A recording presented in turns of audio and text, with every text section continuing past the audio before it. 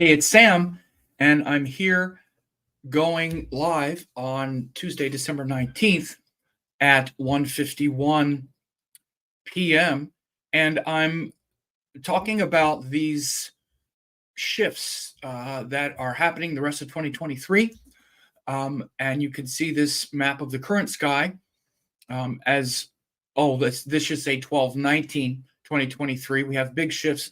Sun and Mercury retrograde are exact on the 22nd. Venus moves to Scorpio, Mars to Sagittarius, Mars and Mercury cross. All kinds of things are happening between now and the end of the year. And of course, we're also moving into 2024, and you can get access to a free download, 11 most important shifts for 2024. And this is what we're going to be talking about today. Go to 2024vedicastrology.com to download the 11 most important shifts in 2024. Don't be blindsided by the upcoming eclipses, retrogrades.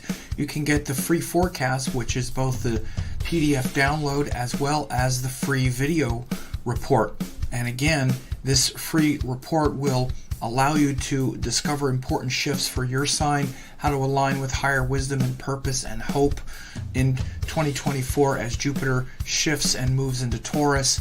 Also, different placements such as exalted Mars at the beginning of the year, debilitated Mars at the end of the year, the big 1-2 punch at the beginning of this year, when and how communication problems will be occurring throughout the year with the Mercury retrograde cycles, all kinds of other things that you want to understand. This is a free PDF download and then also a free web class. So go ahead, go to 2024vedicastrology.com and download that now. Yeah, so here we go, talking about the rest of 2023. And what you see in front of you is, as I say, a current sky. This should say 12/19. So many details. Anyway, so as you see where we're at right now, we have Mercury retrograde in Sagittarius with the sun very close by here at 7 degrees, separation. Mercury will go retrograde back toward that sun. Mercury's going to retrograde back toward the sun. And then they're going to cross exactly on 12/22 in Mula Nakshatra. Now, again, this means that Mercury will be very close to the Earth and the sun will be behind it. So it's both retrograde and combust. Retrograde and combustion. So this means that you have a very powerful sun pushing Mercury out, Mercury's energy out, as Mercury is very close to this Earth. So again, with retrograde cycles, it's a time to reflect, to regroup, to rethink the stories in our head when it's Mercury, and to really sort of recalibrate that story, get it straight, get it clear. With this Sagittarius Scorpio shift, it's about getting clear around those ideas and beliefs that you're really fired up on and you're ready to defend and you're certain about. But again, now Mercury goes retrograde there and you're getting other types of data and feedback where if you're open and receptive to hear these messages, then you can, again, recalibrate and use more discrimination about the things that you already believe, which is Sagittarius, and that you're ready to defend with your life, which is Scorpio. So again, Mercury has some issues in this part of the sky because, again, when Mercury's in Scorpio, we can be quite triggered emotionally around our ideas. And again, our ideas are very important because we're supposed to be thinking intelligently, and often we're just defending what we already believe. And that becomes what we think is intelligent. Oh, see how smart I am? Now let me just give you all of my opinions, which just is a defense of what I already believe. And I'm not gathering more information, new information. I'm just defending what I already believe. And again, it's sort of preaching to the choir. And then those who have gathered more information, who have more intelligence about the thing, they're just like, ugh, okay. So again, notice this right now, and it's a good time to be curious about new things particularly as it revolves around Sagittarius themes of spiritual belief, not necessarily practice, but what you already believe, like I said, about a lot of things. And then Scorpio, which is where we go back and we have to re-examine and transform, especially transform those things that already sort of trigger us. We're already triggered about something. So examining those things that trigger us, that's what Scorpio, the transformation of Scorpio is all about. So watch for these things to be big now in the next few days, because again, this is happening on the 22nd. It's exact, and Mercury's moving quickly retrograde toward this exact conjunction of the sun. So, and it's in the Gandanta point, which means that junction, that transition point between Sagittarius and, well, it's not actually in Gandanta. I'm wrong. It'll be about 6 degrees. It'll be in Mula Nakshatra, though, which is about uprooting and pulling out by the roots our false ideas, our false premises, right? So this is big. So keep this in mind. And then Venus moves into Scorpio. December 25th, Venus moves into Scorpio, and that it's moving out of Libra. So we've had a bit of a respite for the last few weeks. Venus in Libra is more even and calibrated relative to our agreements, wanting to accommodate others and noticing our part in the agreements that we make. And so again, Venus is moving from Libra into Scorpio, where we're more vulnerable, but also where we can have more devotion. There's a high devotional capacity to Scorpio. I don't mean to always sound like Scorpio is negative, so to speak, but it does have quite a potential negativity, particularly when we get Mercury going through there, like I was just saying. Venus also can definitely have that tendency to, but there's a very deep devotional potential with Scorpio as well, because Scorpio is fixed water, and it's where emotions can get stuck, or we can also just concentrate our emotions internally, particularly because it's a water sign. We're supposed to reflect on this Scorpio energy. We're not supposed to project it at others. Then we're projecting that dark, vulnerable potential and that lack of control. That's the big fear of Scorpio. So when Venus goes in there, again, we can be triggered because of our desires and our relationship agreements that didn't work out. So now we're all triggered up about it. But instead, if we just sit with it and we go inward, we can connect with a deeper transcendent source of beauty, which is what Venus is, rather than the desires that we want to fulfill, rather than what we want to get from Venus, and which is, get from others, and this pleasure and enjoyment that we want to get and where we expect. We can connect with that source itself in the heart. And again, when Scorpio people, or when planets are in Scorpio in a natal chart, and there's devotion, then there's a lot of potential. And Scorpio is always going to be devoted to something. So when planets are in Scorpio, they're going to be devoted to something. But are they devoted to revenge and vengeance, or are they devoted to transcendence? Because again, it's fixed water where something gets stuck in the heart.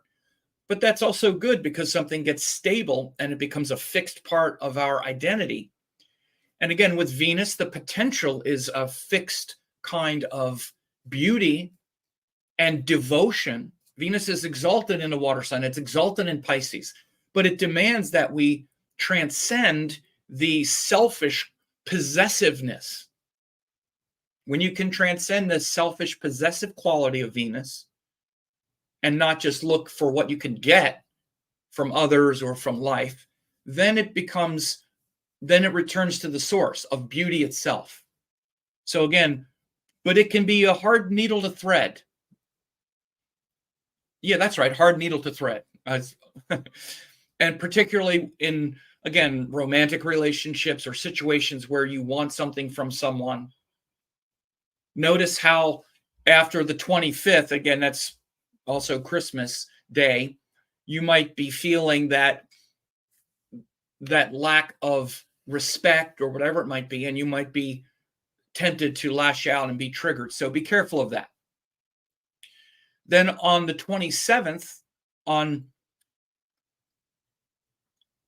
December 27th, Mars goes into Sagittarius. Sagittarius is ruled by Jupiter. Mars is going to be in some very powerful positions at the start of 2024. And in my 2024 forecast, and where I'm talking about these most important shifts, I talk about how that big 1-2 punch at the beginning, that's actually Jupiter turning direct and Mars being in Sagittarius, and then Mars being exalted. So it starts off with a bang, but you need to be on the right side of the gun, as it says here. So again, that's one of the shifts. Again, you can go to 2024vedicastrology.com and download that.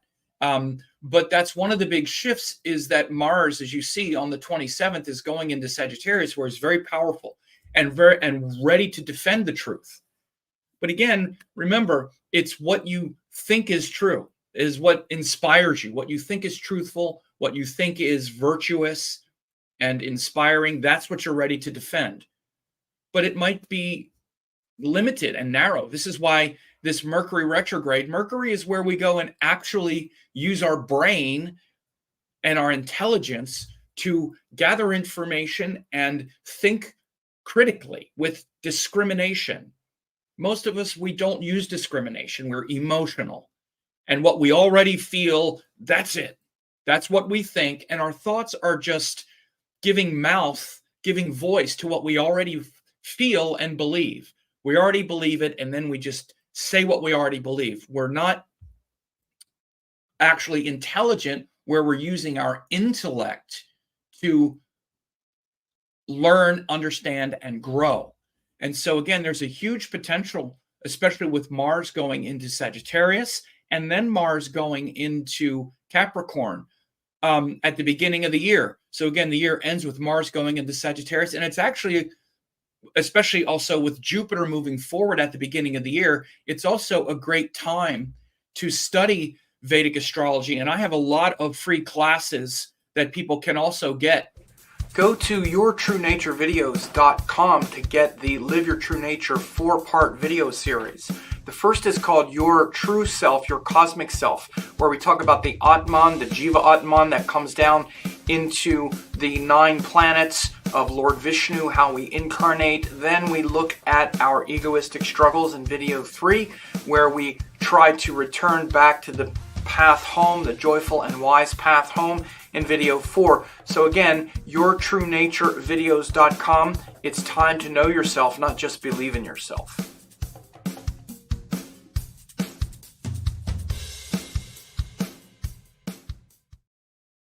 Indeed. So that is a great opportunity at the beginning of the year, with Mars going into Sagittarius, being aligned with higher purpose. That's a good thing to do with Mars, is to destroy our ignorance, because Mars is always trying to destroy something. You should know this. You're always trying to destroy something. But what are you destroying? Are you destroying your happiness because you are fired up around your opinions, or are you destroying your ignorance? Hopefully you're destroying your ignorance with good knowledge, good wisdom. That's why Mars is powerful in Sagittarius, where we say, you know what?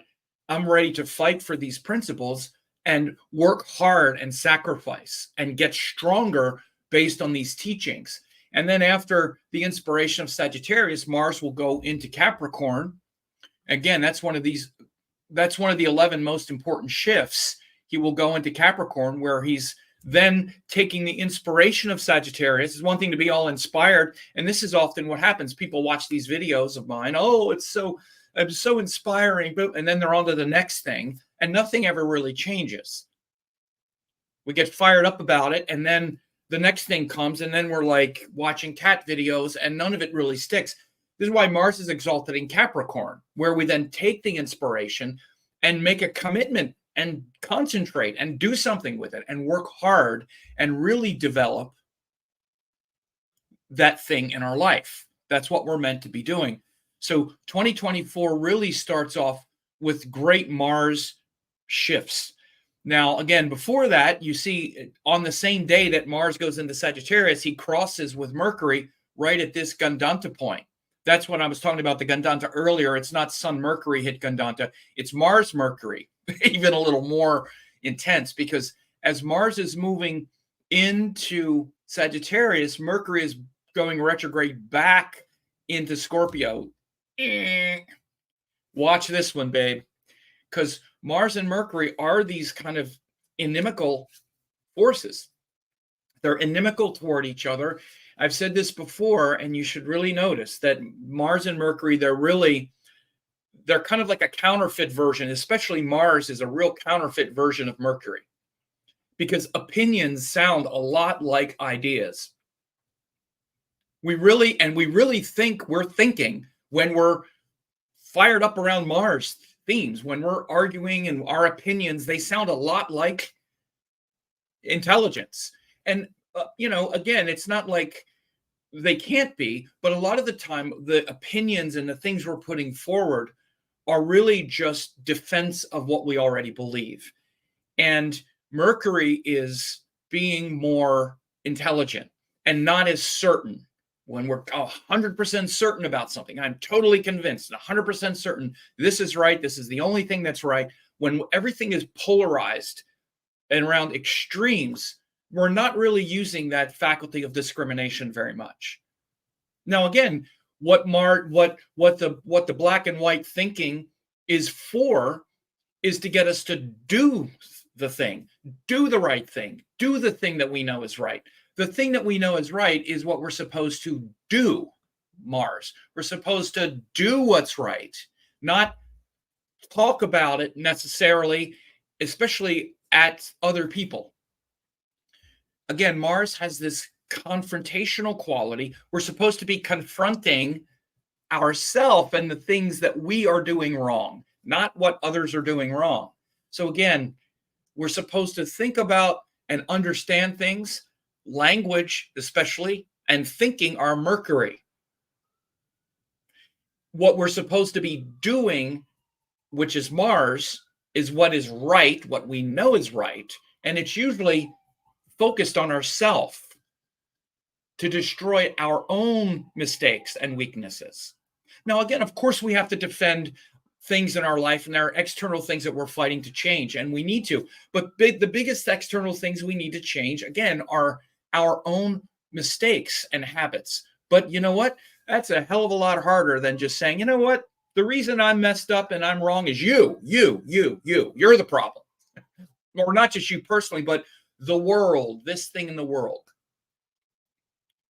So again, Mars and Mercury have this kind of shadow side of each other where it looks very much like we're thinking and making sense when we're fired up around opinions. So at this time, again, be very careful of battles and struggles and fights and arguments that you have, and introspect about, do I really know this? Am I really certain? And again, I don't want to open a can of worms, because there is such a can of worms now, particularly around the situation like in the Middle East with Israel and Hamas and Gaza. It's an incredibly complicated situation. Again, but some things aren't complicated. Everyone wants the bombing to stop, the killing to stop, all of that. We want it to stop. No one wants to see this on any side, in any direction. But to act like it's just the fault of this one or that side or this side is just missing the point. And again, it's so new. I don't even want to start talking about it because I don't want to have things blow up around this. But needless to say, especially if you're my age and you remember, particularly back in the late 90s, really thought these things were going to get worked out. It was very close back then. And with two-state solutions and living in harmony and peace, there were offers on the table for this, and it didn't work out because of one side. And then everything becomes hardliners now for a couple decades, and you have this. It's a horrible situation, but it is much more complicated. As an example, I'm using this as an example of very fired up Mars rhetoric. And it's like, and it seems like it's intelligent, but so much of it, one side or the other, when you get into incredible extremes, the only thing we could all say about that is we all want the killing to stop. Of course. So again, these type of situations are not just in that, I'm using that as an example, but in our life, in everyone's life, we're constantly cycling around these Mars Mercury themes where we're mostly opinions and trying to use discrimination to see the truth of what's going on. And then again, as it says here, then Mercury goes back into Scorpio. That's why and he goes retrograde back into Scorpio at the end of the year, here on the 28th. We see that he goes back into Scorpio, and that is going to, again, sort of necessitate a visiting of these themes that I'm talking about. Be careful with communication. Be careful, again, making assumptions and projecting sinister motives onto people. I'll give an example again, and I'm hesitant to say things about these crises, but one of the reasons why a lot of people don't speak up, like the reason I haven't even said a lot about it on social media either way, is it's so polarized and people are so ready to just start throwing bombs. It's like every post that takes an extreme view is always is trying to make the case that unless you agree that it's 100% the fault of Hamas or 100% the fault of Israel, you must be anti-Semitic or anti-Muslim.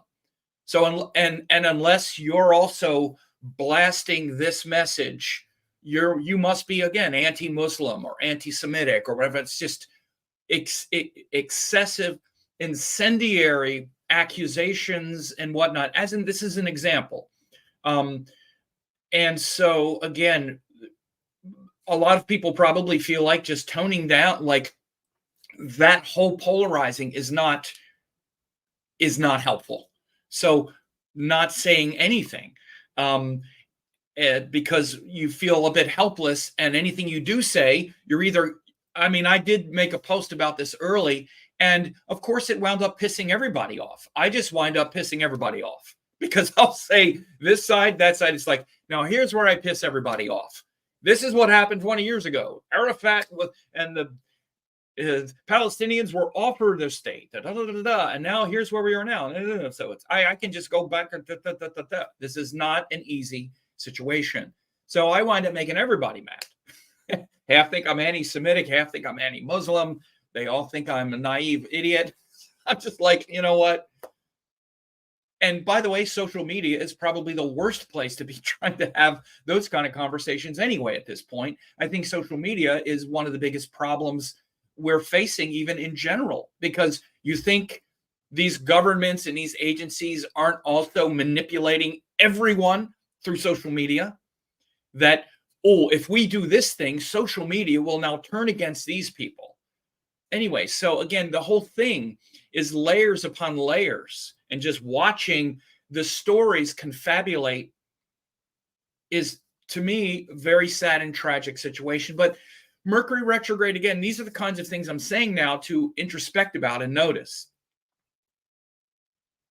As much as might feel like we're woke to a certain kind of thing, are you woke, or are you just being manipulated by those who want to manipulate you into thinking you're woke so you can attack the people they want you to attack, or whatever it might be?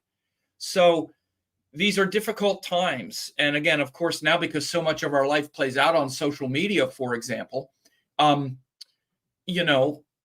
it's very tempting to feel like, why aren't you doing something? Which, by the way, posting on social media seems to be doing something. And again, it's good to speak. I'm not saying anyone shouldn't do anything. I'm just saying this charged up rhetoric around this and a lot of issues. It's not just this one, but I'm using this one because it's very prominent right now.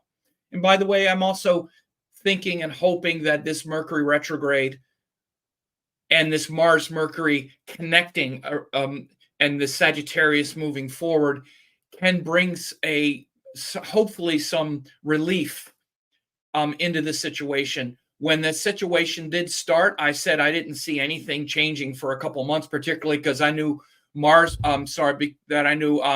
that Mars was going to be combust for a while. Mars was about to go into Scorpio. All those planets were about to move into Scorpio right when that happened. Now they're starting to leave. And Mercury is retrograde, which can show a correction around issues. So I think with Mars leaving Scorpio and going into Sagittarius, it's definitely much more likely now that you'll start to see an easing up of the senseless killing and of the overreach.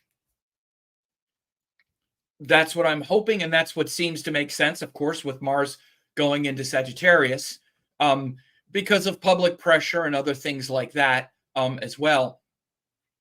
And and there's a good comment here coming from Mars return in Sag sometime. My Sun and Mercury. I used to be a truther, freedom fighter, but now I know how pointless it is to take a side at all. Try to stay out of politics. I go back and forth. There are times when if I think it's effective, that's my whole thing. If I think it's effective, I'll say something. If I think it's, at least at this point, I've stuck my toe in the water a few times, and when I probably shouldn't have, to vent frustration and stuff like that. But so now it's like, do I think this is effective or not? Do I think it's going to help anything? But so anyway, I appreciate you sharing that.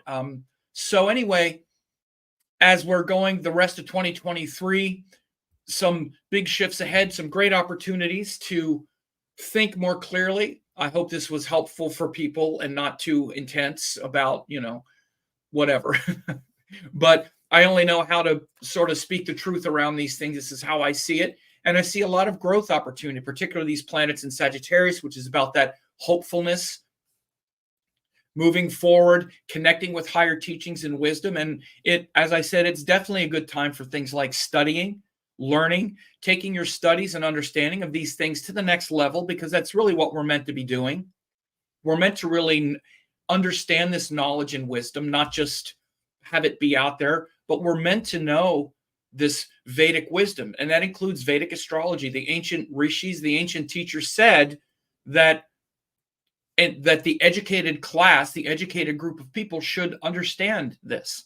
So if that's something that speaks to you as well, then then I hope you avail yourself of some of that. So anyway, you have a great one. Go to 2024vedicastrology.com to download the 11 most important shifts in 2024. Don't be blindsided by the upcoming eclipses, retrogrades. You can get the free forecast, which is both the PDF download as well as the free video report. And again, this free report will allow you to discover important shifts for your sign, how to align with higher wisdom and purpose and hope in 2024 as Jupiter shifts and moves into Taurus. Also, different placements such as exalted Mars at the beginning of the year, debilitated Mars at the end of the year, the big 1-2 punch at the beginning of this year, when and how communication problems will be occurring throughout the year with the Mercury retrograde cycles, all kinds of other things that you want to understand. This is a free PDF download and then also a free web class. So go ahead, go to 2024vedicastrology.com and download that now. For a limited time, I'm offering 10 hours of masterclasses, Yoga and Vedic Astrology, Quantum Vedic Astrology, and Spiritual Astrology Masterclass. These are 3 great courses that will really help you a lot.